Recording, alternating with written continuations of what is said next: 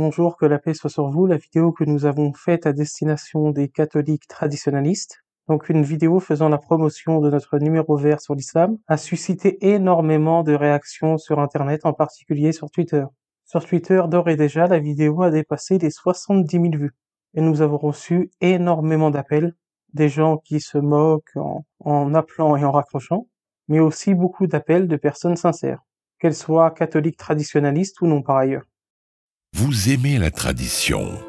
Plus encore, vous la chérissez. On vous traite de réactionnaire. On vous accuse de ne pas vivre avec votre temps. Mais vous n'y pouvez rien. Ce n'est pas de la musique, mais c'est la messe en latin qui fait vibrer votre cœur. Pourtant, le pape François ne partage pas votre amour. Il ne vous aime pas car vous aimez la tradition. Et il ne vous aime pas car vous aimez les valeurs de la famille traditionnelle. Il ne vous aime pas car vous êtes conservateur. Son motu proprio n'est pas un accident de l'histoire, mais un élément supplémentaire qui vous amène à la question que vous redoutez tant. Comment le catholicisme pourrait-il être vrai ? Alors que le pape François, qui est censé être le successeur de Pierre, détruit chaque jour la tradition catholique? Et si la réponse était là où vous ne vous y attendez pas? Dans cette religion qui vous paraît étrange, voire dangereuse, l'islam.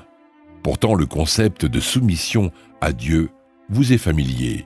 Vous avez sûrement lu ce passage dans l'épître de Jacques. « Soumettez-vous à Dieu et le diable fuira loin de vous. » Quelle religion se fait attaquer par les modernistes de tous bords, car prenant l'amour dans la soumission à Dieu?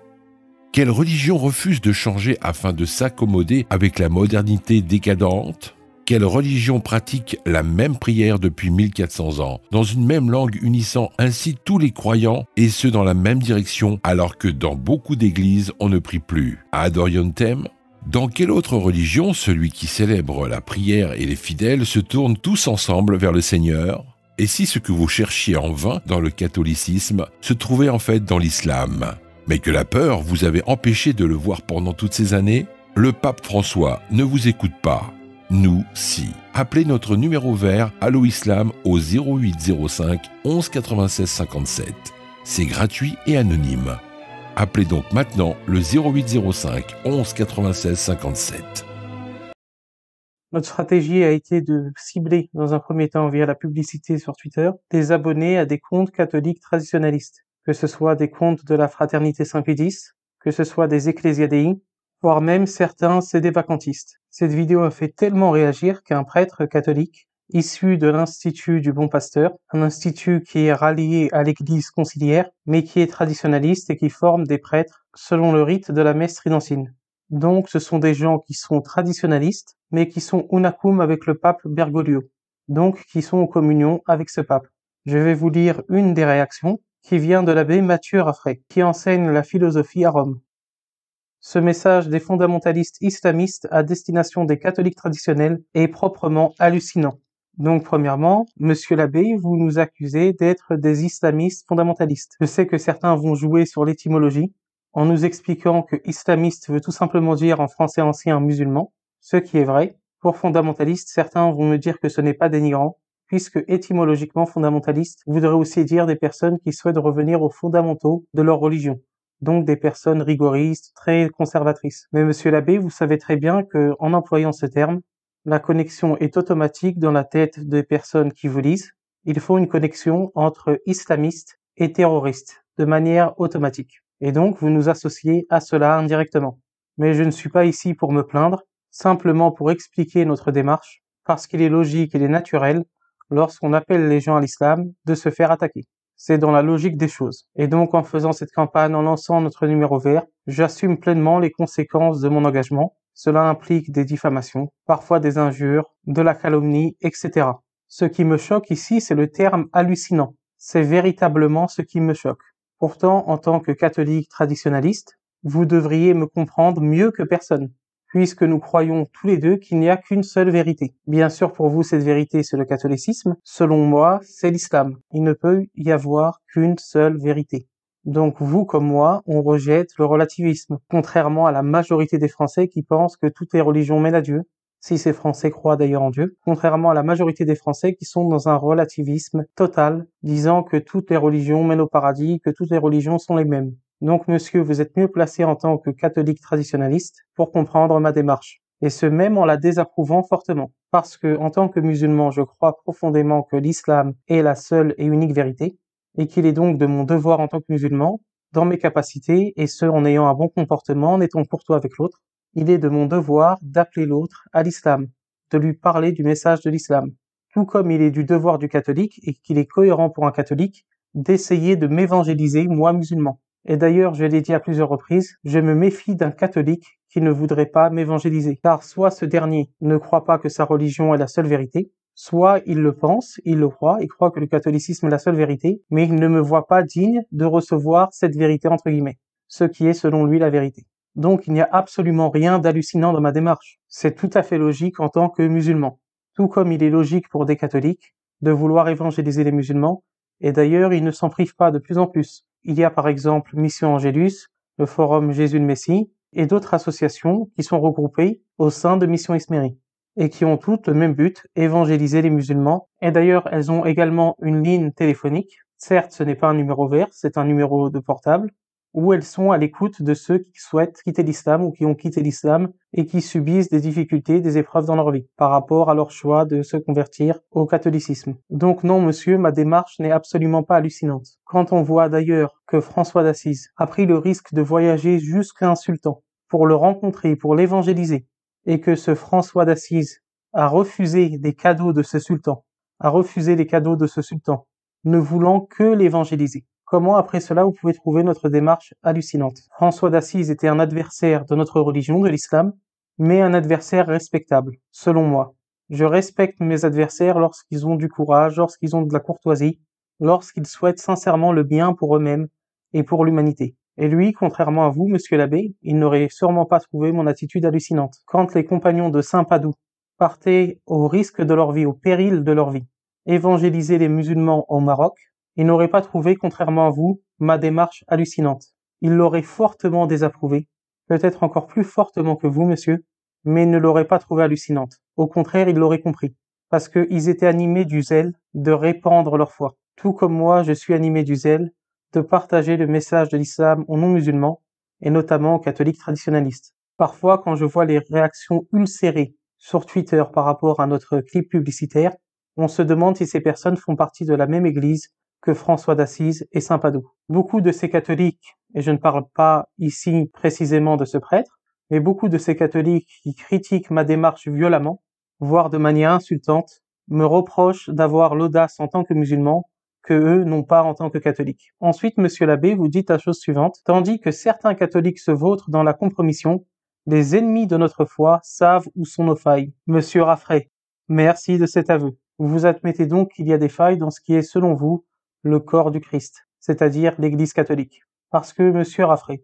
je comprends que, en tant que catholique, cela ne vous plaît pas et c'est un euphémisme de voir un musulman appeler les catholiques traditionnalistes à l'islam. Je le comprends et je le conçois tout à fait. Je sais aussi que si je vivais dans un État qui appliquait ce que vous appelez dans le catholicisme la doctrine sociale du Christ, je serais mis en prison ou mis à mort. Et je comprends la logique derrière tout ça, puisque pour vous, l'erreur n'a pas de droit et selon vous, je suis dans l'erreur.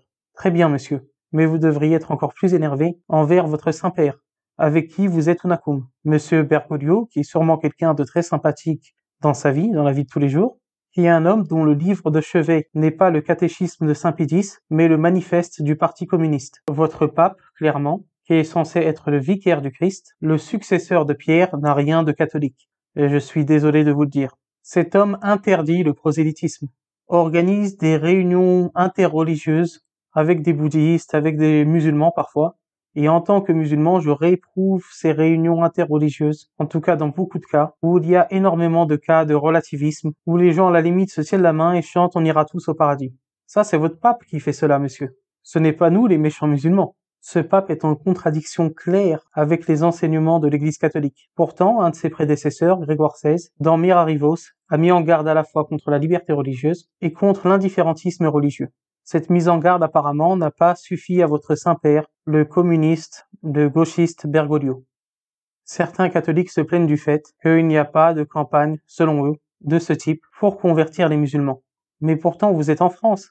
Dans ce pays, vous avez absolument le droit de mener ce genre de campagne. Vous avez toute liberté de le faire, le prosélytisme est autorisé en France, mais vous ne le faites pas, en tout cas pas à cette échelle, pas par le biais de numéros verts ou de campagnes massives sur Internet. Pourquoi? Parce que Bergoglio et les évêques qu'il a nommés vous empêchent de mener ce genre d'action, ou en tout cas contrecarrent ce genre d'action. Et ça, je suis désolé de vous dire, monsieur, ce n'est pas de la faute des musulmans. Pourtant, pour vous, le pape Bergoglio est le vicaire du Christ, et sur les questions de foi, il est infaillible. On peut le voir dans Pastor Aeternus, un des textes de Vatican I, promulguant officiellement le dogme de l'infaillibilité pontificale. Mais vous savez bien, monsieur, vous qui faites partie d'une organisation dont la plupart des membres étaient des anciens de la fraternité Saint-Pédis. Vous savez bien que le problème est encore plus profond, qu'il y a un problème avec Vatican II. Et la simple idée qu'un concile de l'Église puisse se tromper sur des questions de foi, de morale, cette simple question vous terrifie. Mettez côte à côte l'encyclique Quas Primas de Pie XI et le texte Dignitatis Humanae de Vatican II, et vous comprenez très rapidement le problème. Et ce problème n'est pas causé par les méchants musulmans. Dans notre vidéo, on ne fait que rappeler des faits. Le pape François souhaite clairement, avec Traditionis Custodes, avec le motu proprio Traditionis Custodes, limiter l'accès aux fidèles à la messe en latin. Et si ce n'était pas assez clair, les réponses au Doubia ont rendu la portée de ce texte encore plus claire. Maintenant, monsieur l'abbé, je souhaite vous dire que lorsque j'ai un adversaire, je respecte mon adversaire, surtout lorsque, sincèrement, il a voulu, même en se trompant, donner sa vie à Dieu, par le biais du sacerdoce, ce qui est votre cas. J'ai un respect profond pour cette intention de vouloir faire le bien, de vouloir servir l'humanité. J'ai un respect profond pour les catholiques traditionnalistes, et c'est pour cela que je m'adresse à eux, puisque ce sont des gens qui prennent Dieu au sérieux. Ils se trompent, mais ils prennent Dieu au sérieux. Alors que toute la société, tous ceux dans la société qui sont encore un minimum religieux, pensent qu'il faut adorer Dieu à sa manière, en chantant, en dansant, pour les catholiques traditionnalistes, il faut adorer Dieu de la manière dont ils nous le demandent. Ils se trompent au niveau des sources, ça c'est mon avis clairement en tant que musulman, mais je respecte cette intention de vouloir plaire à Dieu, de vouloir chercher Dieu. Je respecte ce souci de beaucoup de traditionnalistes de vouloir faire des messes ad orientem, donc dirigées vers l'Orient, comme nous en tant que musulmans, nous prions vers la Mecque. Et là, je m'adresse aux traditionnalistes sur Twitter, dont certains, il faut le dire, sont très arrogants, voire insultants, et je sais que les gens qui agissent ainsi ne sont pas des vrais traditionnalistes, ils sont ce que le curé d'Ars appelait, pour les femmes notamment, des fantômes de chrétiennes, et on peut aussi dire des fantômes de chrétiens. Donc je m'adresse à eux en leur disant la chose suivante, je ne suis pas bête, je sais que la plupart des traditionnalistes détestent l'islam, mais mon but n'est pas de parler avec des gens qui aiment l'islam. Le but premier du numéro vert est de parler avec des gens qui n'aiment pas l'islam. Bien entendu, s'il y a des gens qui aiment déjà l'islam et qui souhaitent se convertir, ils peuvent nous appeler, ils sont plus que les bienvenus. De parler avec des gens qui, même si à tort ils détestent notre religion, veulent prendre Dieu au sérieux, cherchent véritablement Dieu. Je préfère honnêtement, et j'espère que les conciliaires modernistes ne vont pas mal le prendre, je préfère parler avec un catholique traditionnaliste qui pense qu'il n'y a qu'une seule vérité, qui déteste l'islam mais qui pense qu'il n'y a qu'une seule vérité, puisqu'au moins avec lui on va pouvoir parler de ce sujet, du sujet de la vérité, et je vais peut-être pouvoir lui faire changer d'avis, plutôt que de parler avec des gentils conciliaires qui vont me dire que l'islam c'est très bien, chacun sa religion, qui vont me chanter on ira tous au paradis. C'est un choix risqué que je prends, et ça je le reconnais, mais monsieur l'abbé, vous comme moi, nous avons la certitude, chacun de notre côté, de servir le Seigneur, de servir le Très-Haut. Donc la volonté de partager la vérité aux hommes autorise toutes les audaces. Je vous remercie pour votre attention, n'hésitez pas poliment à faire parvenir cette vidéo à monsieur l'abbé, que Dieu vous bénisse et que Dieu vous garde.